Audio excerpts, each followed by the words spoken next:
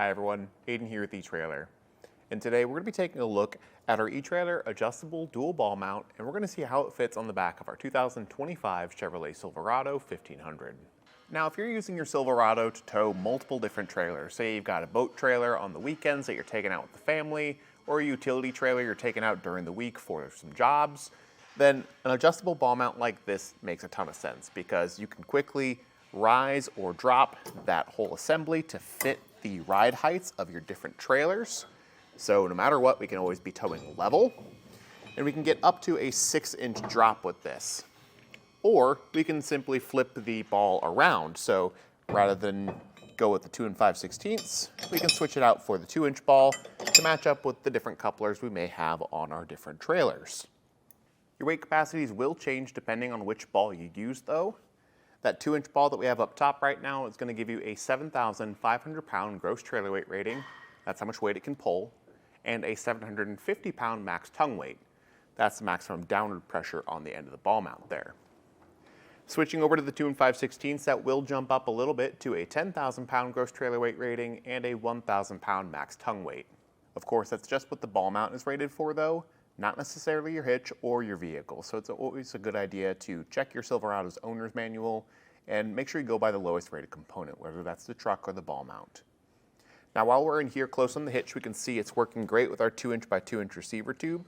And it does come included with a pin and clip out of the box like this.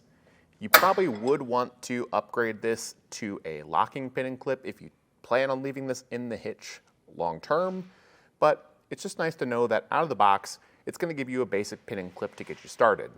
As far as construction goes, this is really well built.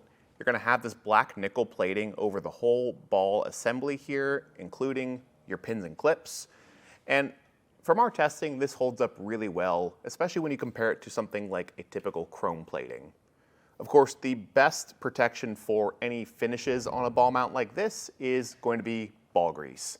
We strongly recommend using that anytime you tow, because that's going to help protect that finish long term. But even the scratches and scuffs that this does have, because it has a much darker finish, it's kind of hidden a little bit, so you maintain this nice appearance from a distance, and it's not going to show rust and corrosion nearly as quickly. The one thing to keep in mind though, if you are picking out a ball mount for your Silverado, is if you plan on using the multi-pro tailgate step, or if your Silverado has it at all, you're not going to be able to leave this ball mount in the hitch while you use it because it would make contact. And that's going to be true for almost any ball mount out there. If that's a feature you want to utilize, you're going to have to pick up something like the B&W Tow and Stow. They make a version that is specifically made for this tailgate so that you can drop the step and leave the ball mount in the hitch, but it's a much more premium option. So if you're just looking for something simple, reliable, to get the job done and help you tow your trailers, I think this option from eTrailer is a great choice. And if you decide it's the right choice for you, we'd love to see a review or a comment on this video, telling us how you like it and showing us what trailers you're using it to pull. Aside from that though, my name's Aiden with eTrailer, and thanks for watching.